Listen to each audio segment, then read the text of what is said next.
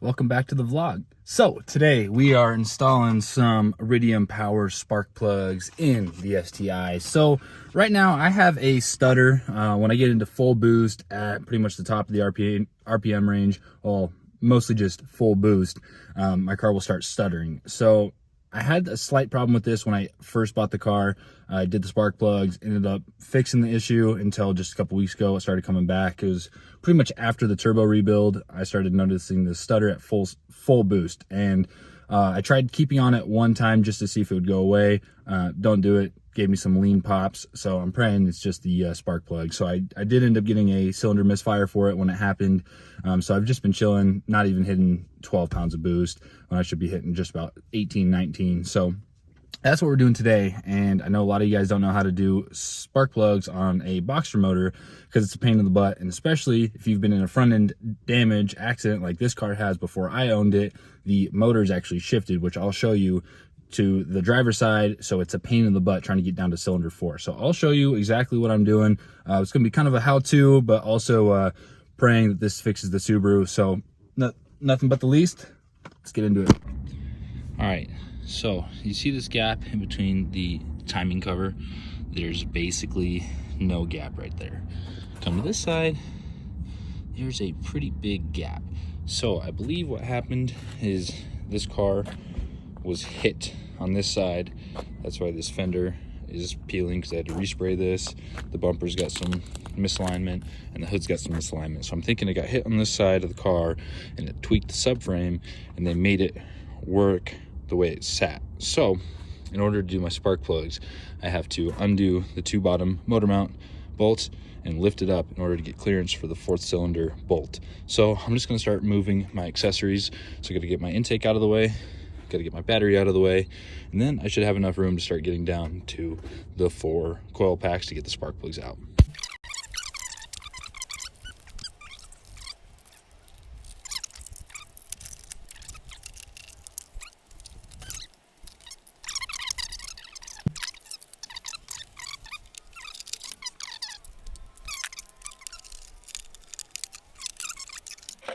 This is my air box that I've been using. I just put some insulation on the back and bottom of it to keep the exhaust heat away from the intake. I actually have seen a little bit of help with this, but I just recommend buying a nice intake box and not go this route.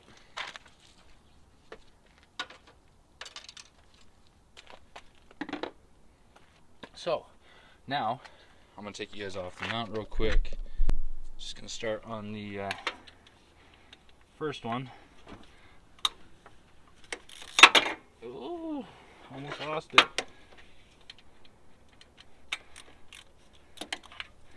Get this nice and removed. I'm really hoping my coil packs aren't the problem. I'm not getting just a full-time misfire, which would usually be an indication of a bad coil pack. So once I get the new ones in, we'll see what we're actually dealing with. So usually to get these removed, I'm gonna try to show you guys. I'll try to do this. In order to get the coil pack out, usually you want to come out, spin it 180 degrees, and then you can pull it straight up and out. So this one is the broken coil pack. The clip's all broken. So I've just been having it zip tied, but it's gone loose. So this could potentially be my problem this whole time. So I'm gonna get digging into this and get the spark plug out real quick. Time to get the spark plug out. Doodah. So the best way to do it is put your extension, the little 3-inch on your 5/8 socket, stick it in there first. You know, make sure it gets a good bite, and then come back in with your ratchet and put it on top of that, because there's going to be not a lot of room to get in there. So start loosening this up, get these up and out of there, and you guys will be my witness to see what these spark plugs are looking like. I don't know how bad they're going to be. I don't know. It's been over a year since I did them, and I'm sorry, I'm just blobbing.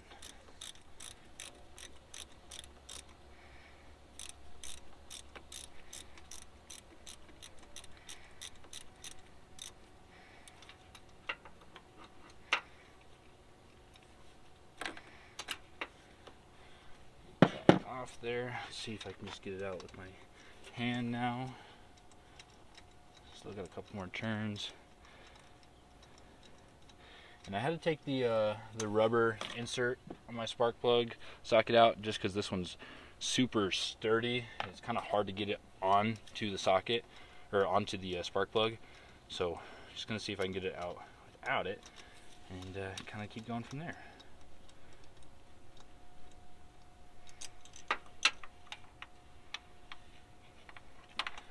Not quite.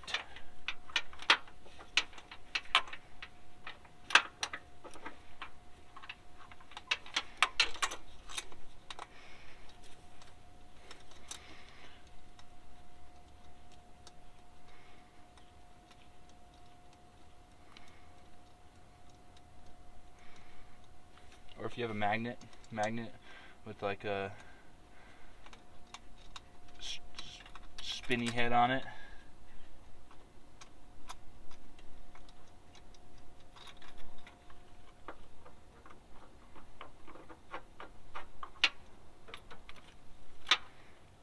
Careful not to drop it.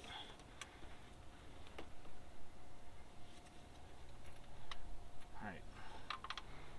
Let's see what we're working with. So the actual porcelain's not looking too bad. Let's see. So the porcelain's not bad. You'll see little black burn marks on these. So there's very small cracking on these.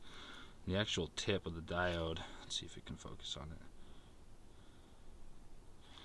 Come on, baby. The actual diode tip's not looking terrible. So I'm still going to replace them, obviously. Get a new one in there and make sure that coil pack is nice and tight. But I'm worried about cylinders 4 because that's where ringland starts. So I'm curious to see what that one's looking like.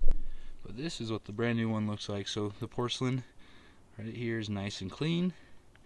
The diode's nice and sharp. I believe that's what it's called. You know, everything's looking good on it. I recommend a little bit of anti-seize if you have some, just very small amount on here, and then if you have dielectric grease, put some in the coil pack tubing, but I forgot to grab some. I've never had a problem with it, but it just helps get a good connection. So I'm going to go ahead and start getting this installed and move on to the rest. So it is a little easier to spin it all the way down with your fingers first and then put your ratchet on. And with spark plugs, you know, there's going to be a lot of people watching this that know how to put spark plugs in, but once you get it down, you just want to get it snug. So nothing too crazy. You can obviously look up the correct torque spec on it, but once you get to go snug, you're going to go a quarter turn past that. So I'm not sure if you can really see it. It's a bad angle, but I'm just going to slowly get this tight. Once it goes snug, I'm going to go a quarter turn past, and that should be pretty tight. I'm just going to just check it a little bit, make sure it's nice and tight. But it's not a moving part. It's not going to go, you know, it's not going to be spinning at 26,000 RPMs like your turbo is. You know, it just sits in there and creates the spark for your motor. So it doesn't need to be torqued down to 200 foot-pounds or anything crazy. So just make sure you either follow the spec on it or just go nice and snug. And that really sucks because my rubber piece that I put on there is stuck there, so I might have to pull it back out. Just pull it back out so you guys can see what happened. So that got stuck on there. That's why I wasn't going to use it, and I shouldn't have used it, but I did, and I had to bring it back out. So let's reinstall it real quick and move to the next one. There could be a very good chance that this zip tie holding that coil pack together could be the problem, because look how brittle it is from all the heat cycles that it's had. So I'm going to look for a new zip tie and see if I can get this to seal properly. The other big thing that you guys have to watch out for is when you're putting the coil pack back on, the rubber tubing on it makes it really easy to shove either next to the spark plug, you know, over it. It's kind of difficult to line it up, so sometimes you got to take your time on it and make sure it actually sits correctly on top of the spark plug, just because it can get shoved in between the side of it. I've had that issue before where I put everything back together and I turned it on with the worst misfire I've ever had in my life, just because it did not end up seating properly. So just be aware when you are putting the coil pack back on, it's making a good contact and actually going over the spark plug.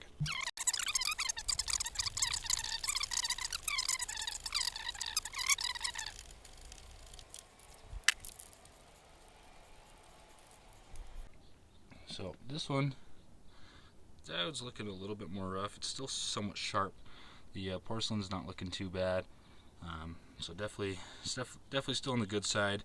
But might as well just go ahead and change it while I have them out anyway.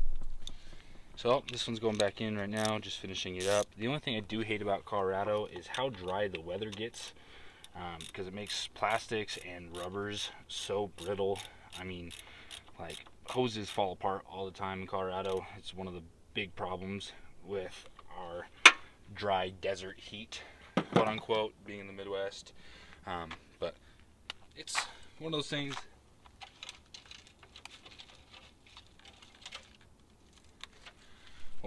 I just got to deal with being a native here.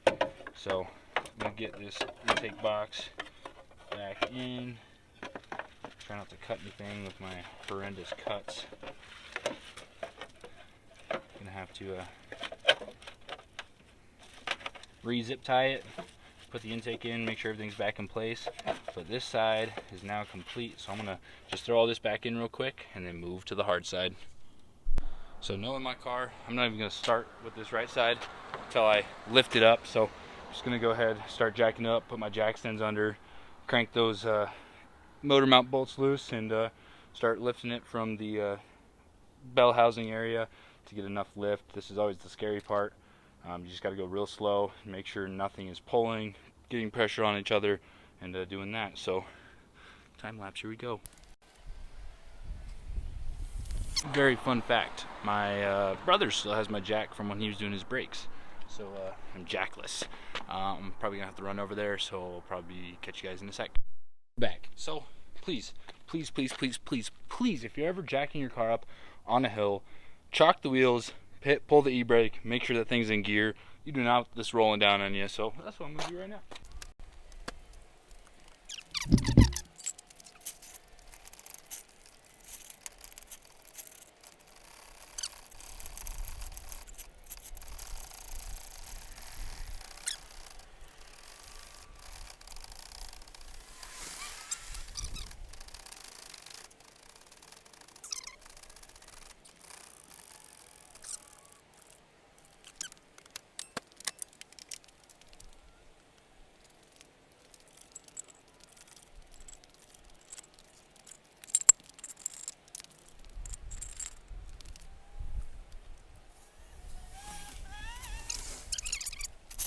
Now I'm going to remove the 2 motor mount bolts, so I will take you guys down there and show you. So I'm doing fisheye. Please excuse the bad oil leak. So that is a motor mount. It is right behind the oil filter, and then you just go to the same side on the left, and that's the motor mount.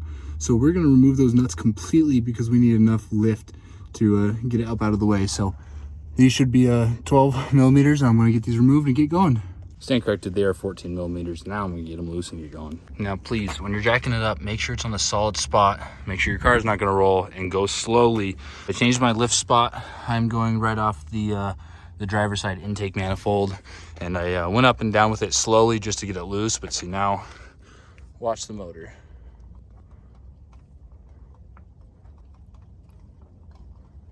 Let's see, I'm trying to hold it flat so you guys can watch it. See, the motor's now coming up. You want to go real slow. Make sure nothing's getting crunched. You're gonna hear some weird noises, but I just need a little bit more room down in there.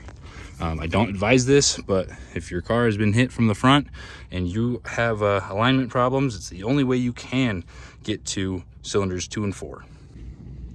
Again, it's not awful. This is cylinder, I believe this is 3.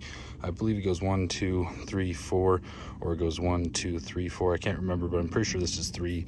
So excuse that, but not looking horrible. Definitely could be better, but I believe from what I've been looking at, my problem has been occurring from cylinder 1 coil pack. So I'm going to leave this coil pack out, put the new spark plug in that one, and then I'm going to do 4 without putting this coil back in, just so I have a little bit more room to grab it. And there it is, it's in cylinder 4. So in order to get this coil pack out of the way, when you pull it out, zoom out. Once you pull it out, you have to spin it this way 180 degrees and then lift up this way. The cord will, or the plug will get in the way of the way it comes out. So you have to pull it, spin it. Even with lifting the motor up, I still almost don't have enough room to get it out. So now I'm just gonna try to see if I can just barely spin this with the tips of my fingers and get that out and check that spark plug.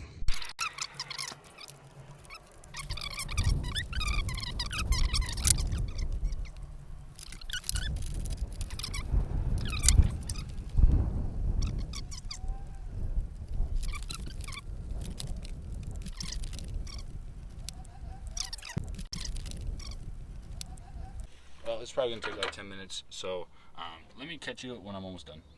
I'm gonna see if I can clutch up and put a 19 on the back of the socket, so then I can still put my ratchet on and get it out of there, because it is hard to fit my fingers. Didn't work. 19's not long enough yet. Quite the mess, I tell you myself, huh? What a pain in the butt. Finally got it out, so I just got this all greasy, but porcelain's looking good. The diode is definitely looking pretty burnt up. I'll pull out the new one just again so you guys can see the difference between the two, old and new. Honestly, it looks like a pretty big difference from what I can tell. Let's see. You guys see that difference?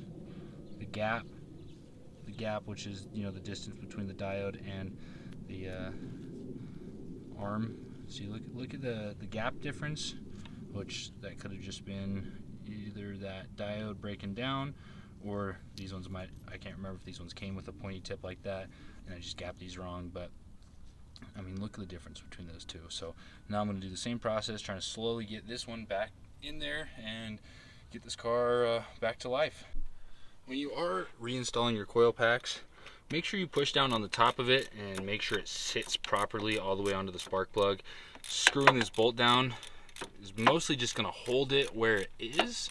So you just want to make sure you are pushing down nice and, you know, snug on the top of it and getting it to seat properly. The rest of these cylinders, you know, go by quickly. So when you guys are buying a new car, no matter Subaru or not, please just look at the motor whenever you pop the hood and watch and see the space between the two sides of them. Subarus, it's a little easier because they are fairly symmetric on the motor. I mean, they're supposed to be pretty much in the same spot on both sides of the block. So when you're watching it, you know, make sure this alignment over here is good compared to that side, and you know, look at your fender gaps and your bumper gaps. Just try to conclude that that car was not in an accident. All right, so before I take this off the jack stands, I'm going to throw the battery back in, start it up. Some people say you don't have to do a relearn. Pretty much just let it idle for 15 minutes, turn it off, turn it back on, and then it should be good. I'm going to do an idle relearn just in case. Just take every precaution to, you know, keep your car healthy. So before I take it off the jack stands, I'm going to do that real quick so I can start it up and make sure everything is good before I put all my tools away and something's wrong. All right, moment of truth, everyone.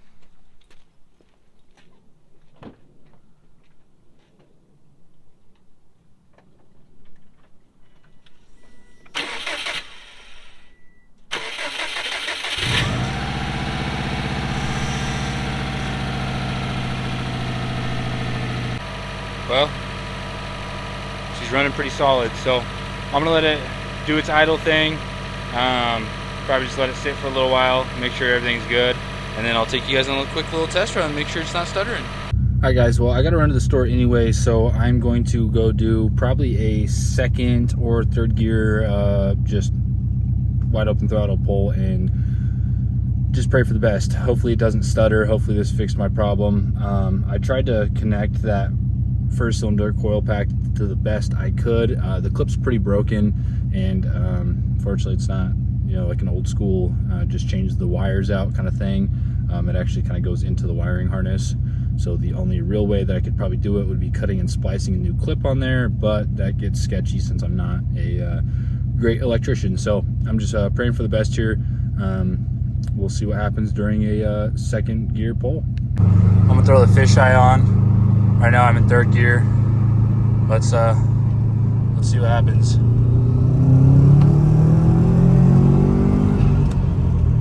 Wow, we love to see it.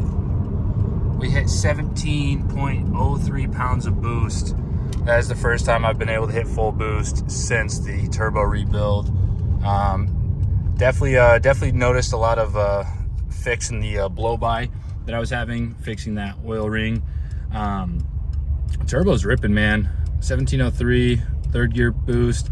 If I did a like a fourth gear pull, a little bit more load under the system, I'd probably be close to 18 pounds. So I'm just gonna run to the store real quick, and then I'll probably do one more good pull for you guys, just to show you that changing your spark plugs can do wonders. But so far, hopefully you guys are enjoying these how-tos, and let me know if you guys like the intro video, or if you like without having the intro video. Just comment down below. There's probably gonna be like 1 or 2 of you, so let me know what happens.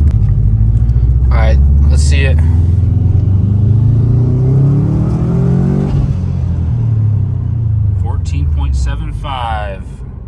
We have now fixed the STI, and we're ready to race people like that. Hopefully you guys enjoyed this video. Put down in the comments below if you guys enjoyed the how-tos.